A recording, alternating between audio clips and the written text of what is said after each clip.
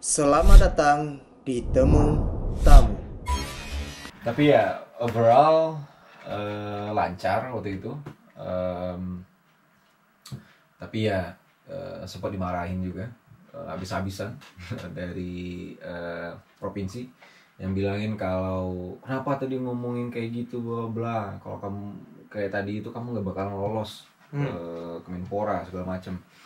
Tapi balik lagi malah dari Kemenporanya waktu ngasih kode gitu loh. Pas sudah kelar kasih jempol. Nah jadi tapi nggak, paling seminggu setelah itu dapat pengumuman ternyata lolos ke nasional gitu loh. Jadi artinya apa yang diomongin tadi itu benar-benar objektif gitu loh. Itu ya kan orang kementerian nggak bego juga.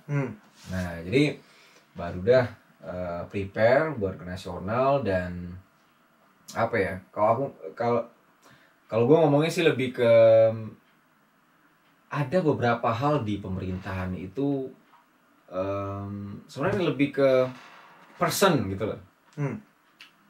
Banyak orang-orang yang mereka di posisi yang nggak di bidangnya, gitu loh.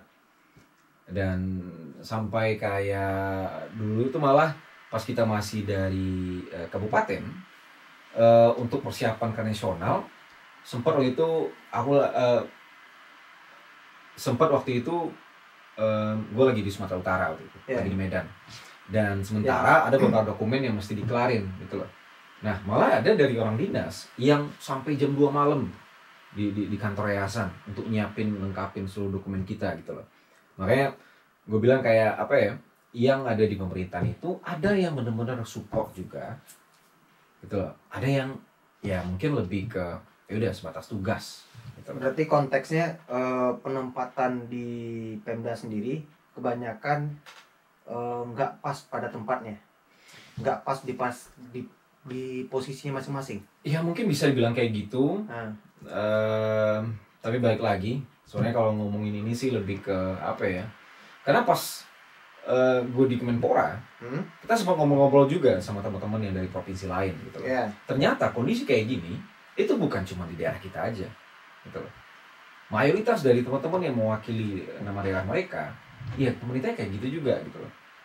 Nah, karena memang konteks pemuda pelopor itu, ini ibaratkan kita nih lagi sibuk-sibuk ya kan, bikin sesuatu di kampung. Nah terus ujuk-ujuk datang pemerintah, yuk ikut lomba gitu loh, kan itu. Nah ternyata pas kita di Kemenpora kita kumpul semuanya. Nah balik lagi ke bahasanya pelopor gitu loh. Kalau seandainya lu bikin kegiatan, lu dibantu dari awal, dari nol sampai mungkin di poin-poin tertentu, ya lu bisa dibilang lu bukan pelopor lagi gitu loh. Jadi makanya kalau gue mikirnya waktu itu coba berpikir positif. Pertama ya, gue ikut ini bukan untuk ngejar dapat penghargaan bla bla, enggak sama sekali. Karena kayak tadi di awal gue udah bilang juga kan, gue tanya ke pembina gimana, ikut nggak nih, walaupun nanti kecil gue nggak mau ikut gitu. Nah konteksnya kita nggak ada untuk ya cari penghargaan bla bla. Nah terus yang kedua, ngelakuin kegiatan ini gue pengen fokus itu lebih ke esensinya gitu loh. Karena kalau kita obrolin tentang lomba bla bla bla itu lebih ke eksistensi gitu. Makanya gue nggak terlalu mikirin panjang. Kecewa tapi itu nggak jadi sesuatu yang bikin gue berhenti gitu loh. Nah di saat itu setelah jadi pemuda pelopor, suka dukanya cukup banyak. Nah poin plus dari Husein setelah menjadi pemuda pelopor dan dikirim ke nasional, setelah itu apa sih perbedaan setelah menjadi pemuda pelopor dan sebelum menjadi pemuda pelopor untuk Yayasan Sumarto Kemenpor sendiri seperti apa? Oke, tapi gue lanjutin dikit lagi. Apa ya? Apa yang gue kritik waktu itu, yang gue sampein pas fact finding, itu kan yang denger orang Kemenpora juga, gitu. Dan lu tau nggak? Waktu itu sebelum kelar yang di Kemenporanya, gue hubungin sama tim Hitam Putih. Hitam Putih. Dan lu tau nggak siapa yang ngasih tahu tim Hitam Putih? Orang Kemenpora. Orang Kemenpora. Artinya adalah kalau orang Kemenpora nggak suka dengan apa yang gue obrolin waktu itu, ya, kok mereka masih mau gitu loh? Iya. Menjembatani ke putih, yang padahal nanti gue bakalan speak up juga kan, gitu loh. Jadi makanya gue mikir waktu itu apa yang gue sampaikan pas di momen fact finding, orang Kemenpora juga paham gitu loh. Karena memang kayak gitu yang paling banyak terjadi di daerah. Nah, salah satunya seorang pelopor itu emang dari semuanya dari awal emang dari kita. Benar. Konsep dari kita, menjalani kita, dan itu mandiri dari pribadi. Betul. Jadi makanya pas gue di Kemenpora ditanyain sama ibunya, Sen, kamu udah dihubungin tim hitam putih belum? Gue bilang kan, oh udah, ibu kok tahu? Lah, kita loh yang ngabarin ke tim hitam putih. Gitu. Makanya gue kaget. Karena awalnya gue mikir, oh mungkin nih pemerintah tersinggung nih dengan apa yang gue sampaikan. Ternyata enggak gitu. Tapi dapat apresiasi. Nah, iya benar. Malah apresiasi gitu. Kalau seandainya nih ya, gue ngomongin sesuatu yang nggak benar, ya pasti pemerintah takut juga, kan? Nggak usah pemerintah lah, siapa aja pasti takut kan. Nah, tapi ini enggak. Nah, makanya gue mikir di sana, ya yang gue sampaikan itu emang realnya kayak gitu. Nah, jadi masuk pertanyaan tadi tentang apa sih dampaknya gitu. Jujur, dampak secara program ada. Maksudnya itu contoh ya.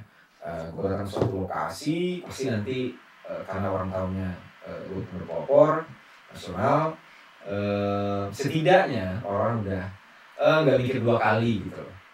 Oh iya, dia kegiatan kayak gini loh, bla bla. Artinya dampaknya ada. Secara apa ya? Secara material nggak, lebih secara moral sih.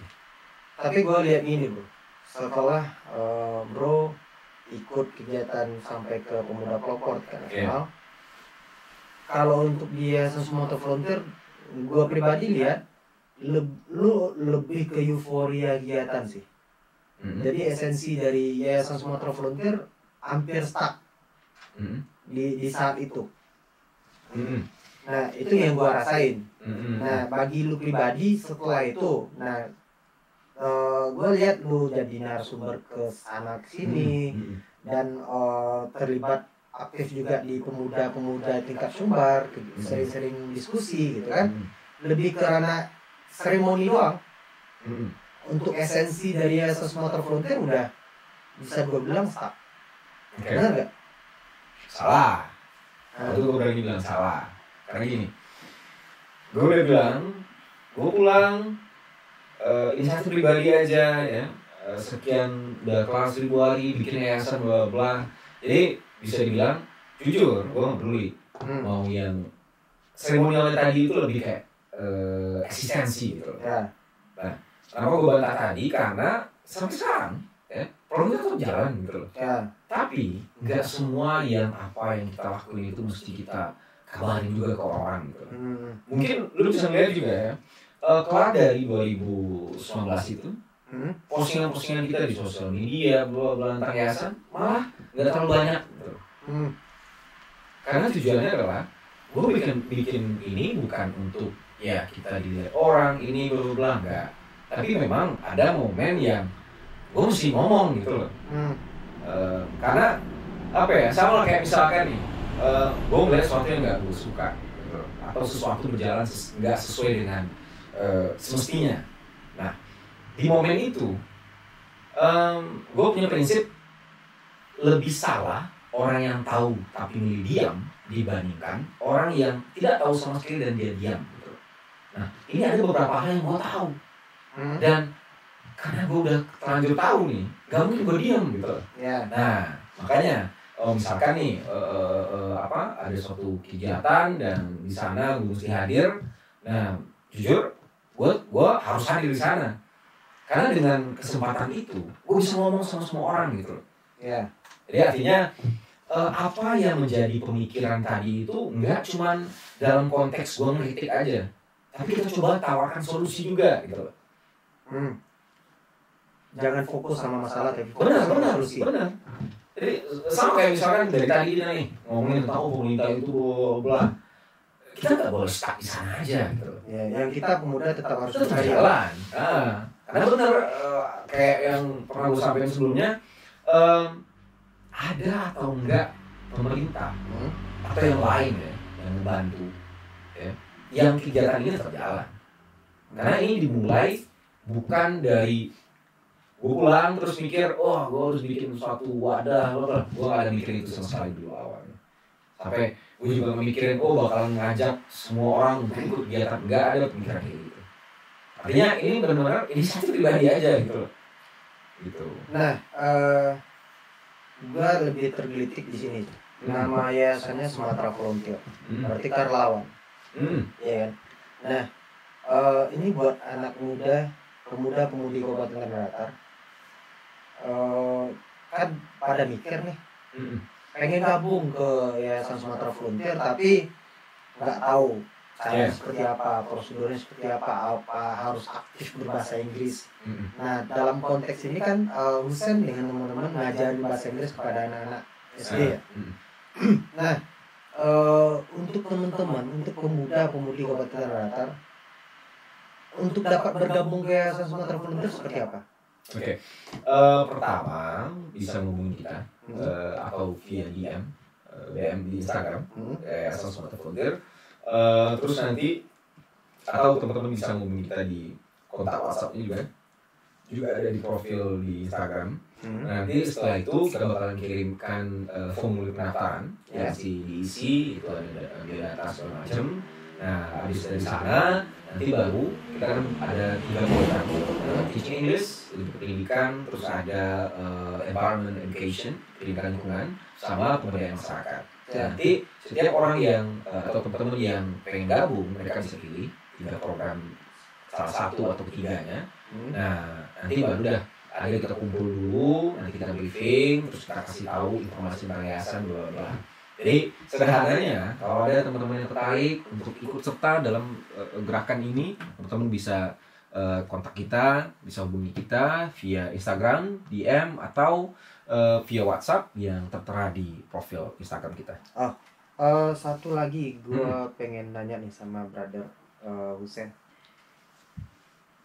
Masukan atau apa ya, saran untuk pemuda-pemudi Tanah Datar nah untuk tetap berkarya. Nah, walaupun seperti tadi Husein bilang, apapun perhatian atau tidaknya pemerintah daerah atau orang lain pun, kita harus tetap berkarya. Nah, gue pengen dapat quote nih dari Husein. Quote ya? Nah, okay. Untuk pemuda-pemudi Tanah Datar, untuk tetap kreatif dan berkarya. Oke. Mungkin nggak quote sih, tapi lebih ke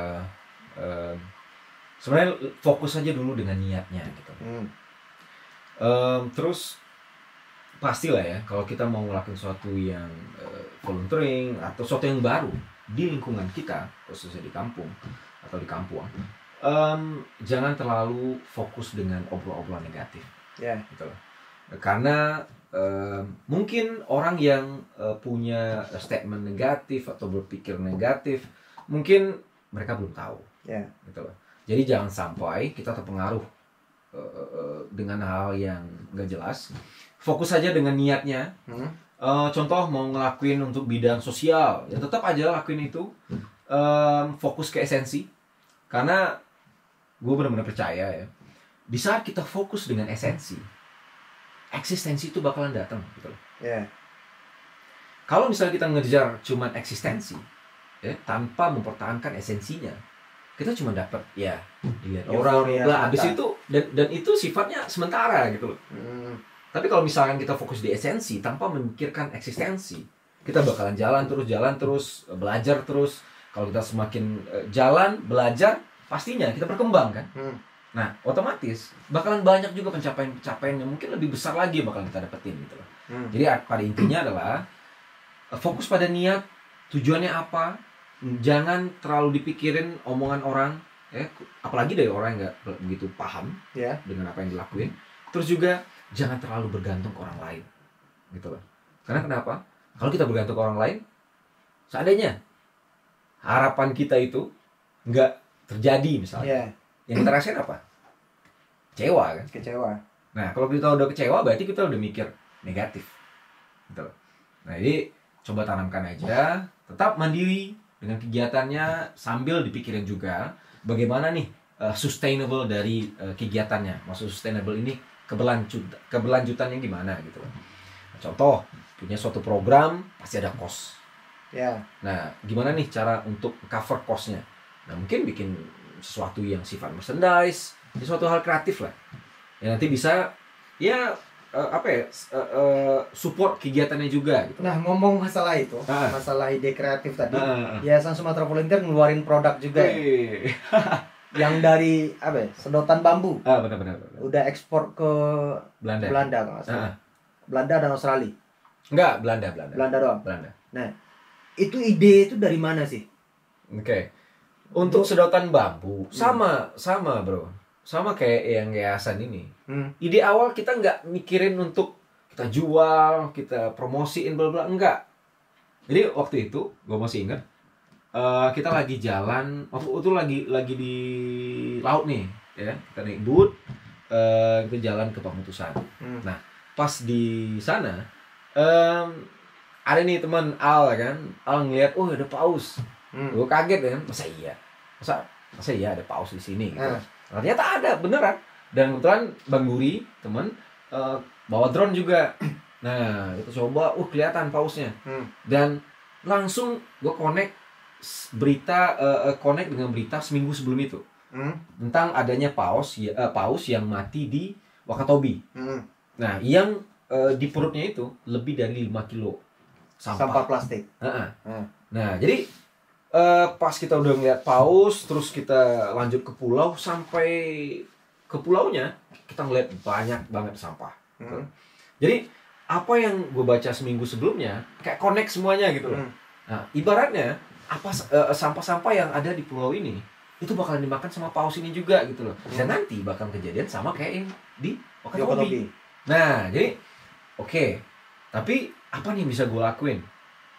Pertama pasti mengurangi penggunaan plastik. Nah, mengurangi. Nah, cuma balik lagi, kita nggak bisa ujuk-ujuk ngajak semua orang, oh yuk kita rubah bla bla. Lebih bagus fokus ke diri sendiri aja dulu gitu. Nah, barulah kepikiran kan untuk bikin mungkin sedotan. Nah, kenapa? Karena pas gue masih di Bali, gue ngeliat juga sebenarnya ide sedotan ini udah banyak gitu loh. Tapi di daerah kita memang belum booming waktu itu. Nah, jadi gue coba bikin yang memang tujuan awalnya itu biar kita yang di yayasan pakai itu aja gitu loh. Nggak ada pikiran buat jual semacam, nggak ada. Dan itu cukup bukan riset sih, tapi lebih ke prosesnya gitu. Ya kita dari orang yang nggak tahu cara bikinnya gitu loh. Kita belajar dari YouTube, banyak eksperimennya, tapi pada akhirnya kita udah bisa bikin yang proper, yang bagus, dan ada teman-teman yang tertarik untuk beli gitu loh. Nah baru dari sana kita kepikiran, wah ternyata ini bisa kita bikin juga untuk mensupport kegiatan yayasan gitu loh. Karena balik lagi yang kita independen gitu, yang finansialnya nggak dibantu siapa-siapa gitu. Nah jadi kita fokusin untuk bikin produk kreatif. Salah satunya itu ada sedotan bambu yang kita jual kita jual ke Belanda. Dan itu awalnya itu karena kita dibantu sama teman-teman yang sudah pernah ke Batu Sangkar. Nah kelar dari sedotan bambu, kita coba bikin yang baru. Ada sendok dari bambu, terus juga ada coconut bowl, itu kayak mangkok tapi dari batok kelapa. Batok kelapa. Nah, terus juga baru kemarin ini kita kolaborasi bareng Kurambia, kita bikin ini tote bag tapi dengan songket. Artinya ya bikin sesuatu yang bisa dijadiin merchandise. Ya, merchandise yang nanti keuntungannya tadi itu bisa untuk mengcover cost operasional untuk program gitu loh. Nah, berarti secara keseluruhan yang gua tangkap dari itu semua, orang yang gagal itu bukan orang yang nggak mau orang yang gagal itu bukan orang yang jatuh di saat dia mencoba. Tapi orang yang gagal itu adalah orang yang nggak mau mencoba sama sekali. Ya, jatuh terus udah pulang. Nah, kalau mereka merasa gagal, jatuh ya tinggal bangkit lagi. Benar. Kalau orang yang udah nggak mau mencoba sama sekali, berarti itulah orang yang gagal. Benar. Nah, makasih buat Husen telah datang di Temu Tamu. Oke.